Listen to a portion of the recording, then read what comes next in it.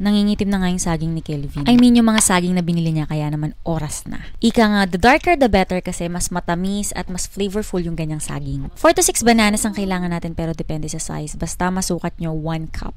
Mineasure ko nga para makita ko kung naka 1 cup mashed bananas ba ako. Okay, sakto. Teka, baka expired na. Nako. Kailan siya? November 2023. Pasok pa sa banga.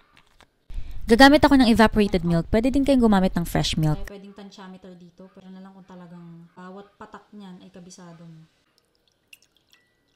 Lalagyan natin yung vinegar. Ang gamit ko ay brown rice vinegar. Pero pwede yung regular vinegar na ginagamit nyo sa inyong mga kusina. Milk natin.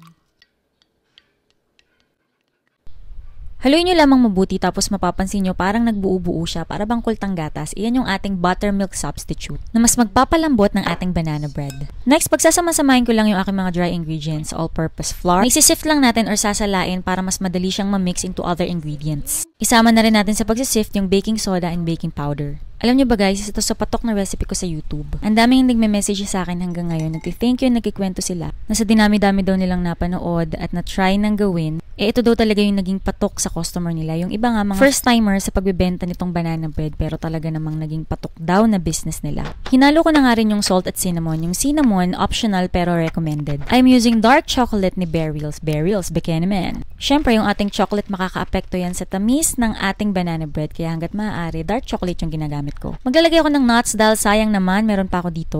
Pwede kayong maglagay ng walnut, peanut, or iba pang mani na gusto mo. Ito naman yung ating mga wet ingredients. Siyempre yung ating mashed bananas. Ayan ang kainaman pag hinog na hinog yung saging na ginamit mo. Madali siyang i-mash. I will use white and brown sugar to create the best flavors, color, and texture ng ating banana bread.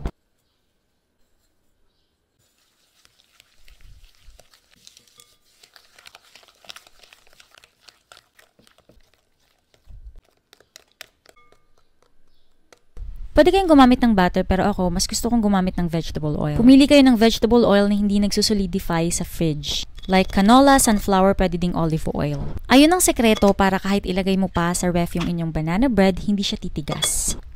Para nga pala sa mga cookware and kitchenware na ginagamit ko, pinupost ko yan sa description box o kaya naman ay sa comment section. Ilagay na rin natin yung ating buttermilk substitute kanina and vanilla extract. Haluing mabuti bago natin ilagay yung dry ingredients.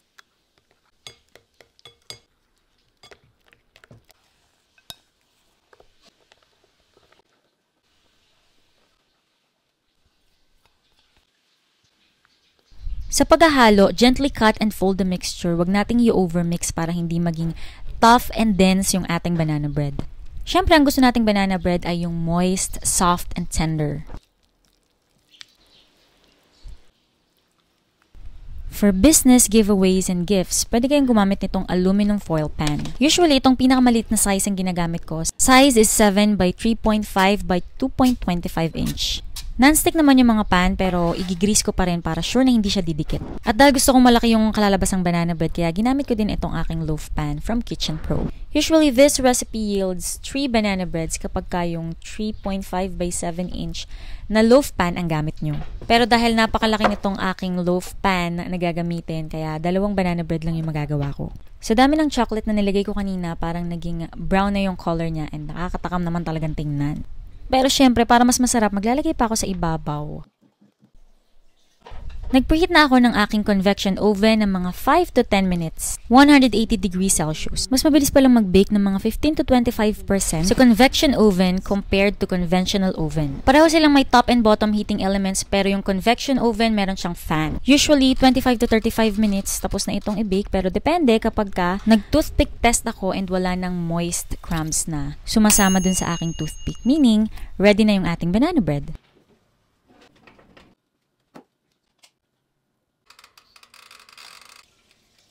Naku guys, sobrang sarap ng banana bread nito. Tamang-tama lang yung tamis. Pero pwede nyo pang bawasan o dagdagan. Depende sa sweetness na gusto mo. Grabe, naamoy nyo ba sa inyong mga screen kung gaano siya kabango lalo't naglagay tayo ng konting cinnamon.